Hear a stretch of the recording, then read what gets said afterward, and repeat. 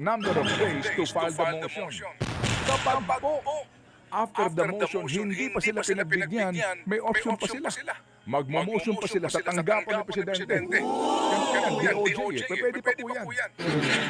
All the way hanggang sa bago ma-file yan sa hukuman, and the court will issue arrest warrant kung talaga po may matibay na katibayan, na ebidensya, tsaka palang kailan yun. Mr. Chair, ang tagal. Oo. Ang bagal. Oo. Pero dahil hindi natin alam kung kailan natin mapapauwi si Zaldico, pwede ba natin sundin na lang yung nilabas na pag-aaral ng Ateneo School of Government? Baka meron mga nandito na pwedeng sumagot muna. Kung ba't nagkaganon yung 2025 budget natin? Sige. Doon. Kasi dito ang kumbaga, pag pinag-usapan natin itong sinasabi po ni Zaldico, na hindi man ako mastermind dito Binalila na naman niya sa Kamara.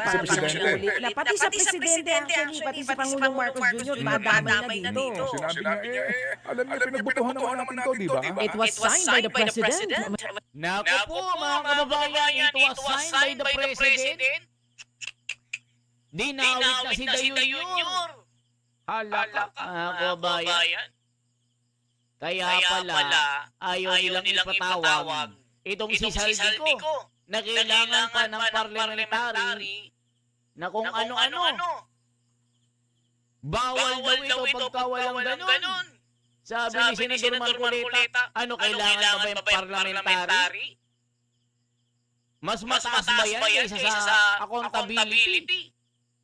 Ba't parang nagtatago kayo sa inyong mga maskara? Bakit takot na takot kayong ipatawag itong si Zaldico at si Martin Romualdez? Ito na, Zaldico kumanta.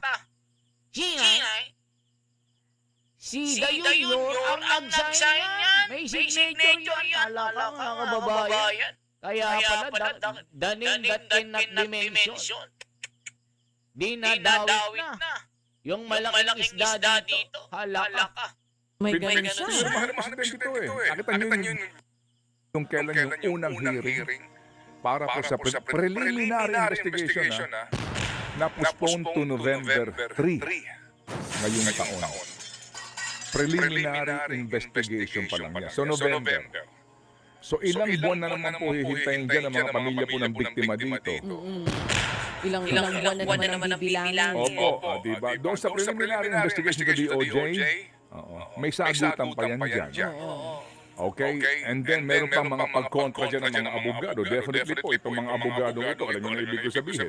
And then, pagkatapos niya, mga kapatid, maglalabas pa ng desisyon ang DOJ. Oo. Kung unfavorable ito kay Mr. Ang et al., magmo-motion for recall sila dyan. And they are going to be...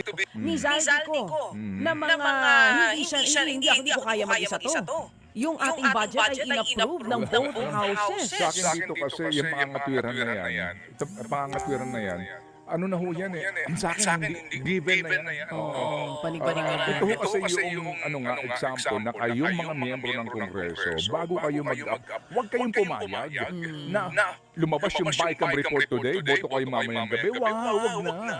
Huwag niya nang payagan yun. Para hindi na kayo masadlak sa ganito sitwasyon. Hindi kayo Ang ko dito ngayon, itabi na natin to tungkol dito sa insertions. Bagamat yan po pupuntahan pa rin dapat nga na magkaalaman, lalo na ho doon sa mga staff itong mga small committee na ito. Magsabi ng katotohanan, sino ba talaga itong mga taong ito? Dito talaga, bumalik ka rito dahil inaakusahan ka na hinahatiran ka ng mali-malitang cash. That's the point here. Yun po ang sa atin dito. Hindi lang po dito sa usapin po ng insertion. Ang dalihong mga tiran dito na, hindi lang ako mag-isa niyan. Ay, oo naman. Hindi ko kaya gawin yung mag-isa. Pero hindi mo kayang buhati mag-isa ang 50 piraso ng maletang punong-puno ng pera.